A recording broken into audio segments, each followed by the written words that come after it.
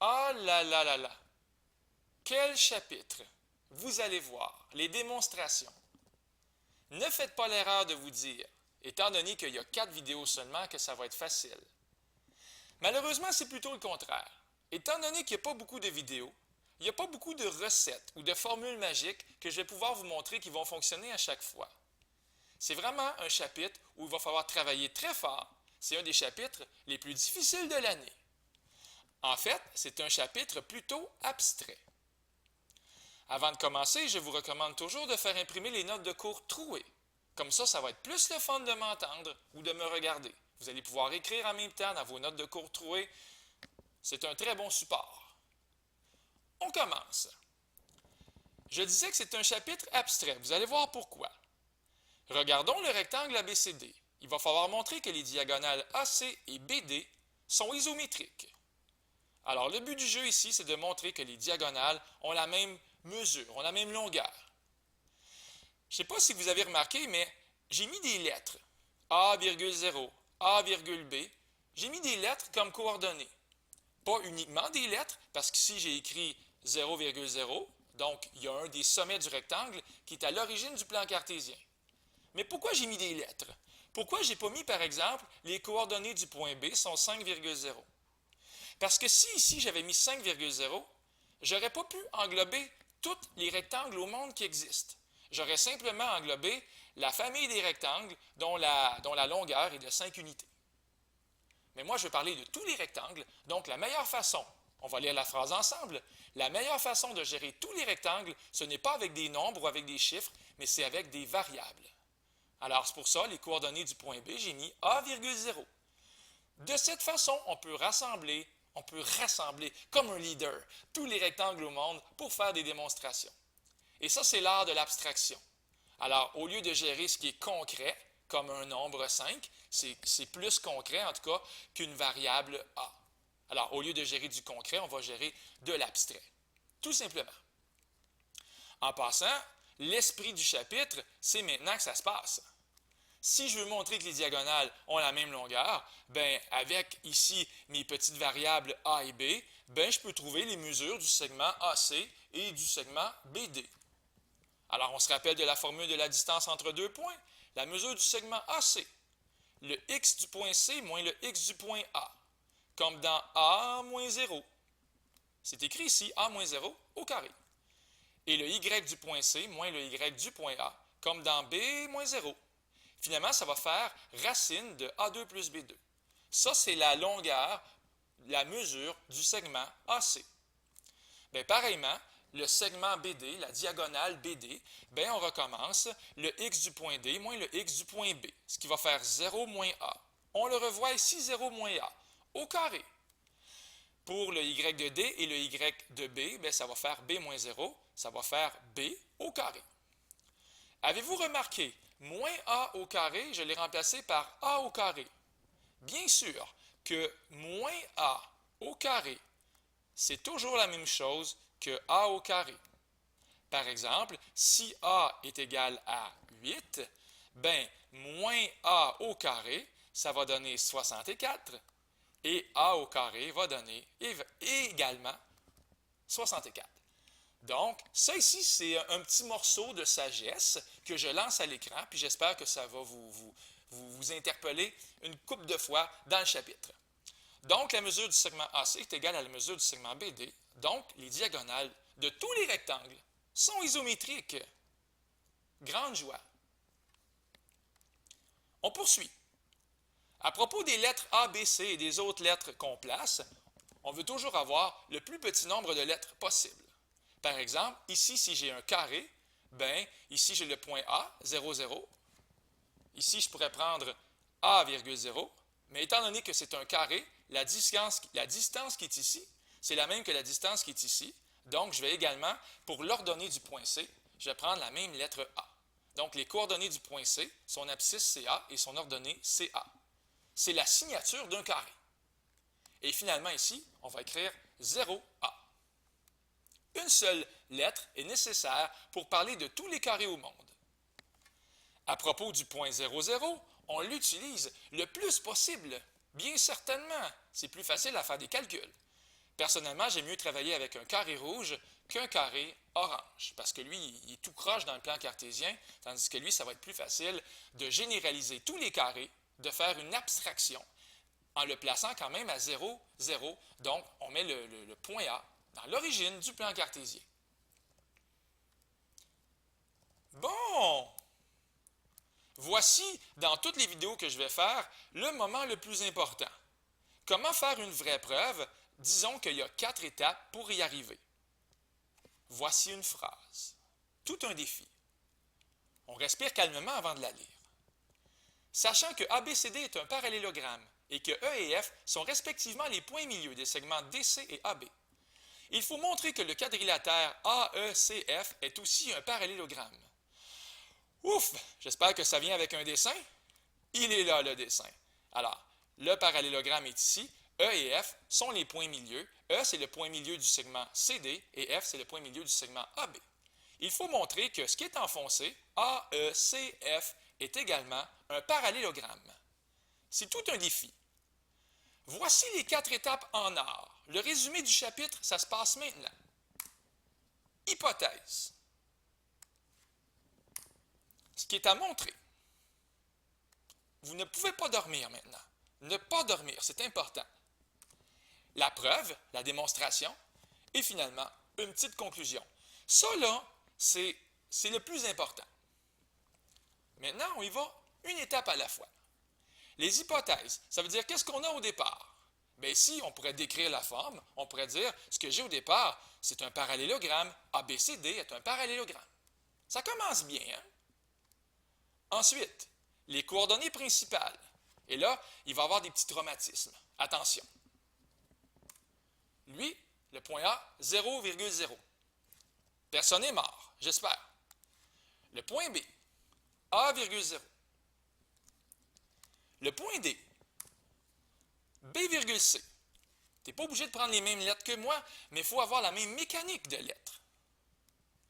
Et lui ici, vous vous souvenez tantôt, j'ai dit qu'il fallait prendre le moins de lettres possible.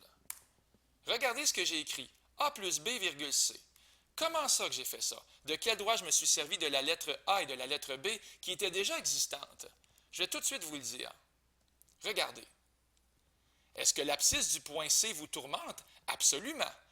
Ici, A, c'est cette grandeur-là ici. C'est la mesure de ce côté-là de mon parallélogramme, mais c'est la même mesure qui est ici. A. Finalement, ce que j'essaie de dire, c'est que l'abscisse du point B, qui est A, bien, on retrouve cette mesure-là ici, A. Et l'abscisse du point D, c'est B. L'abscisse ici, c'est B. Alors, ça va être quoi l'abscisse du point C? Bien là, visuellement, on le voit super bien, c'est B plus A, ou bien A plus B. Alors, qu'est-ce que ça dit ici? Il suffit d'additionner l'abscisse du point D, qui est B, avec l'abscisse du point B, qui est A. On retrouve donc notre ami, l'abscisse du point C, A plus B. Wow! Wow, wow, wow, wow, wow! Donc, ici, j'ai le droit d'écrire les coordonnées. C'était les suivantes. A, B, C, D. La preuve est bien commencée. La non-négativité, ça veut dire que, étant donné que j'ai dessiné mon parallélogramme dans le premier cadran, bien, les variables A, B et C sont positives, ne peuvent pas être inférieures ou égales. Ici, ça ne peut pas être égal à 0 non plus. Donc, sont strictement positives, je devrais dire. Et E et F. Qui es-tu, E et F? Tu n'es pas n'importe qui. OK? Tu n'es pas un banal étranger que je rencontre dans la rue. Je te présente E et F. Ce sont les points milieux des segments DC et AB. Alors ça, c'est le kit de base. On présente ce qu'on a. Maintenant, ce qu'il faut montrer. Bien, ce qu'il faut montrer, un petit peu plus loin, on n'essaie pas d'écrire une phrase en français. Si on veut dire que A, E, C, F est un parallélogramme en français, c'est un peu ennuyant. Pour dire ce qu'il faut montrer, on va surtout se servir des définitions impliquées. Si toi, ton but, c'est de me montrer que c'est un parallélogramme, ce qui est en bleu, ben devine quoi, tu as juste à me montrer ceci. Puis là, je vais les faire apparaître les lettres, parce qu'ici, c'est E et ici, c'est F. Dans le fond, ce que tu veux me montrer, c'est quoi? Ben, tu veux me montrer que le segment AE est parallèle au segment FC. Donc, tu veux me montrer que ceci est parallèle à cela. En mathématiques, on a le droit de dessiner des flèches. Ça, c'est ce que tu veux me montrer. Puis tu veux me montrer que le segment EC, qui est ici, va être parallèle au segment AF. C'est ça ton but. Fait que si tu me montres que c'est parallèle, bien, tu vas m'avoir montré que ce qui est en bleu foncé, c'est un parallélogramme. Là, je suis allé en version mathématique. Et c'est comme ça qu'on va faire ça. Donc, ici, un parallélogramme possède deux paires de côtés parallèles et je me suis servi de cette vérité pour mathématiser ce que j'ai à montrer. On poursuit. En passant, on pourrait montrer beaucoup de choses dans d'autres preuves. Ceci n'est pas pour la preuve qu'on fait actuellement, c'est pour donner des exemples. On peut montrer que des segments sont isométriques avec la formule de la distance. C'est ce qu'on a fait au début ici avec notre ami le rectangle. On s'est servi de la formule de distance. On pourrait montrer que des segments sont parallèles avec les taux de variation ou les pentes. On pourrait montrer que des segments sont perpendiculaires avec des taux de variation ou des pentes, et ainsi de suite. Et maintenant, la partie la plus difficile, la démonstration. Ça va être quelque chose. Il faut aller chercher les points les plus importants pour commencer. Tantôt, on parlait du point E et du point F. Ce ne sont pas des banals points, ce sont les points milieux. Alors, le point E, c'est le point milieu du segment CD. Et c'est pour ça que j'ai écrit que l'abscisse du point E, ou le x du point E, c'est le x du point D plus le x du point C divisé par 2. C'est ça la formule du point milieu. Et le y du point E, c'est le y du point D plus le y du point C divisé par 2. Alors, si on va voir dans le dessin à quoi ça ressemble à ceci. Alors, ici, vous avez le point E, et on va prendre le x du point D, qui est B, et le x du point C, qui est A plus B. On va les additionner, on va les diviser par 2. Ça va donc faire B plus A plus B divisé par 2. Et pour les ordonnées, ou les y, ça va faire C plus C divisé par 2. C'est ce qu'on va trouver maintenant. Regardez, c'est même écrit B plus A plus B sur 2 et C plus C sur 2. Avec un petit peu d'algèbre, on arrive à A sur 2 plus B, virgule C. Ce sont les coordonnées du point E. C'est ça de l'abstraction. Il n'y a plus de nombres, c'est juste des lettres. De façon similaire, pour les coordonnées du point F, on va trouver A sur 2, virgule 0. Et maintenant, il faut s'attaquer au taux de variation. Attention, quand c'est écrit M segment AF, ça ne veut pas dire la mesure du segment AF. Parce que AF est écrit en plus petit. Ça veut donc dire ici, il est en indice. On parle du taux de variation du segment AF. Bien, pour le taux de variation du segment AF, ça va quand même être assez facile à trouver. Surtout si on se rappelle que le point F, ses coordonnées, c'est A sur 2, virgule 0. Lorsque je vais faire y2 moins y1 sur x2 moins x1, je vais obtenir 0 moins 0 sur A sur 2 moins 0. C'est ce qui va apparaître maintenant. Et ne soyez pas surpris si ça donne un taux de variation de 0 puisque le segment il est horizontal. 0 moins 0 sur A sur 2 moins 0. Ça donne un taux de variation de 0. Je vous invite à faire pause et essayer du fond du cœur de trouver le taux de variation du segment EC. Ça va donner 0. Alors, étant donné que les taux de variation sont pareils, le segment EC est parallèle au segment AF. Plus difficile maintenant pour le segment AE, n'est-ce pas? Si on retourne voir dans le dessin, les coordonnées du point E ici, c'était A sur 2 plus B, virgule C. Pour le taux de variation, on va faire C moins 0 sur A sur 2 plus B moins 0. Et là, il faut prendre notre temps pour l'écrire comme il faut, même si ce n'est pas facile. Il est ici. C moins 0 sur A sur 2 plus B moins 0. Au lieu d'écrire plus B, j'ai écrit plus 2B sur 2. On va donc avoir A plus 2B sur 2. Puis au lieu de faire C divisé par tout ça, je vais faire C fois l'inverse. Avec un petit peu d'algèbre, ça va donner 2C sur A plus 2B. Et ça ne se simplifie pas plus que ça. Faites pause et essayez de trouver le taux de variation pour le segment FC. Il faut que ça donne la même chose, parce que les segments AE et FC, finalement, on n'a pas le choix, ils sont parallèles. On termine avec une petite phrase pour la conclusion. Habituellement, on écrit la même phrase. Si on joint les points milieux de deux côtés parallèles d'un parallélogramme avec un sommet tel qu'illustré, ça fait un parallélogramme. On résume, on récapitule. Et moi, je vous salue. C'était Luc Allard pour le Collège Sainte-Anne qui vous dit bye!